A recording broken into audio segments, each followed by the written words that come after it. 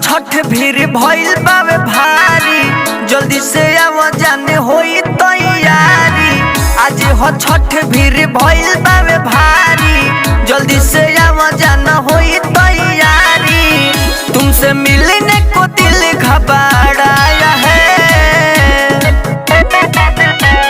घर से निकल कटरीना घाट पे सलमान खान आया है। घर से निकल कटरीना घाट पे सलमान खान आया है। प्रेम से बोलो छठी मैया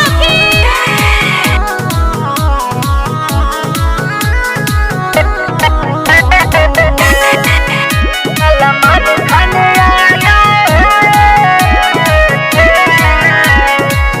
घाटिया पर भेंट होई, भीड़ तो सकेत होई। इह देख छठी मैया सदियों सो सेट होई, सदियों सो सेट होई। घाटिया पर भेंट होई, भीड़ तो सकेत होई। इह देख छठी मैया सदियों सो सेट होई। तोहर ला फूल गेंदा लाया है, घर से निकल कटरीना घाट पे सलमान खान आया है। घर से निकल कटरीना घाट पे सलमान खान आया है। प्रेम से बोलो छठी मैया की। खुशबू रिकॉर्डिंग स्टूडियो कहला बिशनपुरा बाजार।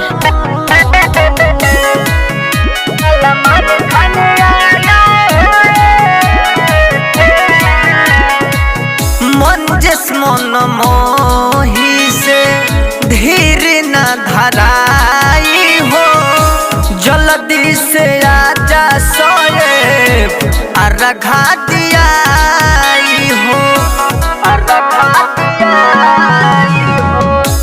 बाबू इमाम से अब धीर न धराई हो, जल्दी से आजा जहवा अर्घा दियाई हो।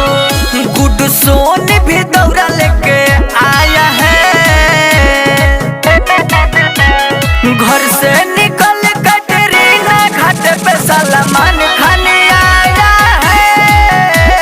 घर से निकल कटरीना घाट पे सलमान खान आया है। आज हो छठ भीड़ भइल बावे भारी, जल्दी से आव जाना होई तैयारी। तुमसे मिलने को दिल घबराया है,